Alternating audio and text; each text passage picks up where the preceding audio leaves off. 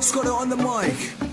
Hell 12 www.rap-العراق.com. لكم السادس شفي عذب احوالي صدق يطلع باحلامي لا والله ما اقدر انساه ولا انساه من انساه رأسا يطلع لي سادس مين زربه بوجهي اللي اخترع السادس عذب احوالي خلى الوضع يمي بائس ما ندر رجلي من راسي وين ماكو نوم دم مرمى العين ما بيوم شفت نوم ولا عرفت معنى الراحه وقبل الامتحان البيت مقلوب مناحه قرايب اصلا بحياتهم ما ذكروني بيوم الامتحان يجون حتى يرسموني كل طلعاتي تصدق بامتحاني حبيبتي تخابر تقولي حاول تنساني هي بنت الزربه شزه منك بيوم امتحاني خريه بهلك يعني الا بيوم امتحاني تصدني عشان ما اروح لها هن يجني طبه وطلعه وانسى بالقهاوي ابويا شايف شعر راسه من الرشاوي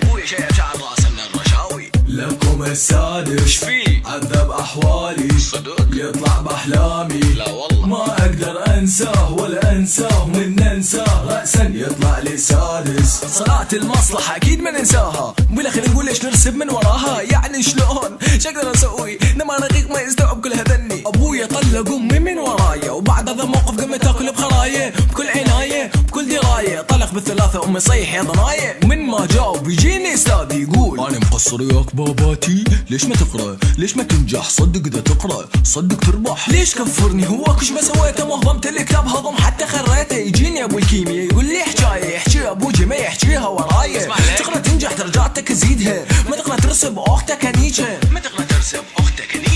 لكم السادس شفي عذب احوالي صدق يطلع باحلامي لا والله ما اقدر انساه ولا انساه من انساه رأسا يطلع لي سادس صوديوم بوتاسيوم بالله بوديوم كالسيوم مغنيسيوم اودوغونيوم كلمات بحياتي انا ما سمعتها سويتها توقيع يلا انا حفظتها ابو الانجليزي يقول لي شرف على بورشه يسالني بالانجليزي كله كوشه بوشه هي قحبه كرشها بدندل واذا تريد بعد اوكي صارت تدلل وابو الفرنسي خوسي علمني قاعد اتفرج شخصي ما اقرا فرنسي واحلى شي بيوم السلم بنتيجه الاستاذ تنين يصير ابن النيتشه امي تكفر وابوي يتهستر درجات عملك ترات مال كوستر واللقطه الثانيه بامتحانات الوزاري كله ريلكس اغاني نسمع مسارب والبوله ما انحصر هلا بامتحاني من عراق اتحول الى شاب اسباني شو ارسب من اصلي واسوي كل هذني واذا طلعك حاب انجح متهني لطب السادس خلي يجيب شي يسمونه ينيش هالصبح يطلع بسفره ميمونه بكل الاحوال انت ما راح تنجح صار لي 3 سنين بالسادسه مرجح كل تواضع اقدم اعتذاري السادس خريه وتعبان الكراوي ترى مو جد لمن جد وجد الجد هو لمن حظه قعد